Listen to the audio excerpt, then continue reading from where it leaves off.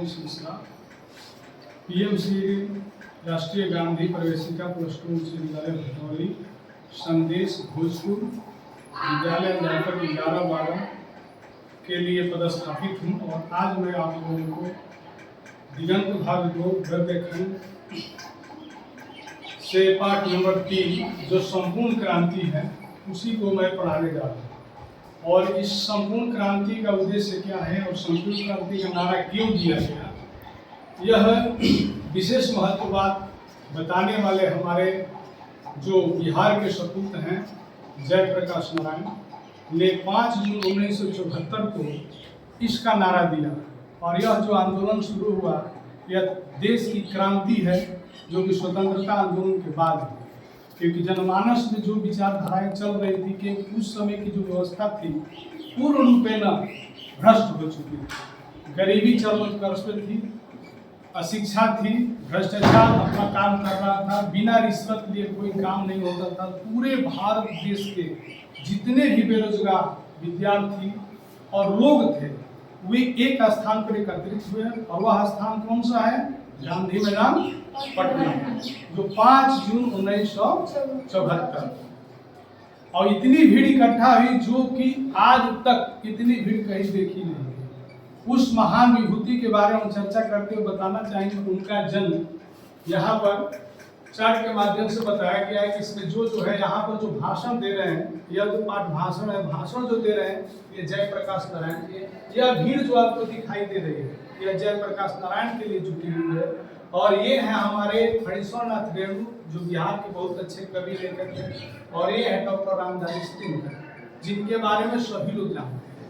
तो यह जो आंदोलन था इस आंदोलन का सपोर्ट इन लोगों का था, सभी का था। और जो विद्यार्थी वहाँ जुटे, मुख्य उद्देश्य था, उस समय हमारे देश की प्रधानमंत्री थी इंदिरा गांधी। इनको आप जान रहे हैं कि महात्मा गांधी हैं, ये पंडित जवाहरलाल नेहरू और लाल बहादुर शास्त्री।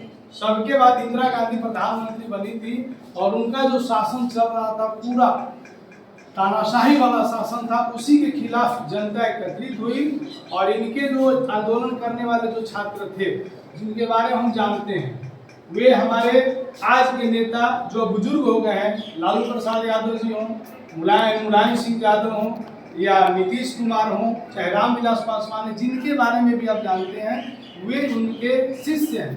और उस आंदोलन का प्रभाव ऐसा हुआ कि इंदिरा गांधी हार गई और देश में पहली बार कांग्रेस के विरोध में जो सरकार बनी वह जनता पार्टी की सरकार बनी और देश के प्रधानमंत्री बने मोरारजी देसाई।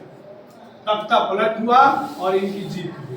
तो इनका जन्म 11 अक्टूबर 1902 ईस्वी सिताब दिया, गांव का नाम क्या है? जो सारण जिले में। और वह जो इनका गांव है 2 भागों में बटा हुआ है, कुछ बलिया जिला उत्तर प्रदेश और कुछ जो है भाग जो है बिहार के सारण जिले में आता है। वहीं पर जन्म हुआ, प्राथमिक शिक्षा गांव में हुई।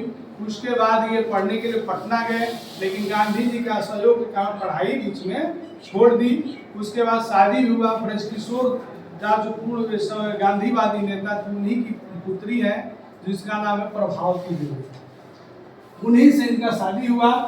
और शादी के बाद ये फिर पढ़े लिखे, पढ़ने के लिए अमेरिका गए, अमेरिका में रह के पढ़ाई लिखाई की। उसके बाद जब ये अमेरिका में थे तो पूर्ण रूप से ये कम्युनिस्ट पार्टी के मेंबर थे। लेकिन जब भारत में आए तो इन्होंने कौन सा पार्टी ज्वाइन किया? कांग्रेस पार्टी। क्यों ज्वाइन किया?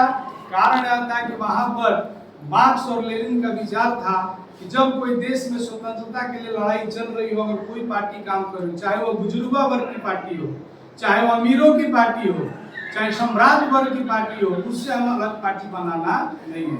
ये थे कम्युनिस्ट पार्टी के, लेकिन कांग्रेस पार्टी में 1924 में शामिल हुए और देश के स्वतंत्रता आंदोलन में भाग लिए और बहुत बार जेल गए। 1942 आंदोलन में भी रहे, यानी देश को आजाद कराने में इनकी प्रमुख भूमिका रही। इनकी बात गांधी जी भी सुनते थे, इनकी बात पंडित जवाहरलाल नेहरू भी सुनते थे, इनकी बात लाल बहादुर शास्त्री भी सुनते थे। लेकिन इंदिरा गांधी जो शासक बनी वह इनकी बात पर ध्यान नहीं दी, जिसका परिणाम हुआ कि इन्होंने कौन सा आंदोलन शुरू किया? संपूर्ण क्रांति का नारा देकर पूरे देश को जागृत किया और सारे नौजवान एक मंच पर आए और उनका जीत हुआ और यूथ फॉर डेमोक्रेसी का नारा इन्होंने दिया। लोकतंत्र में युवाओं का क्या योगदान है, यानी यह जो लोकतंत्र है इसमें युवा को सहभागी होना चाहिए, आगे बढ़ना चाहिए।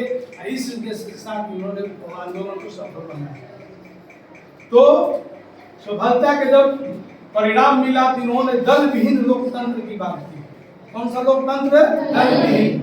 दल जो आजकल देख रहे हैं, दल हर प्रकार का दल बना हुआ है, उस दल के खिलाफ उन्होंने बात 1974 में कर दी कि बिना दल का स्टेटलेस सोसाइटी हम बनाएंगे और उसके बाद हम क्या करेंगे, देश को संपूर्ण स्वराज दे देंगे और अपना काम शुरू करेंगे। इसी के साथ बस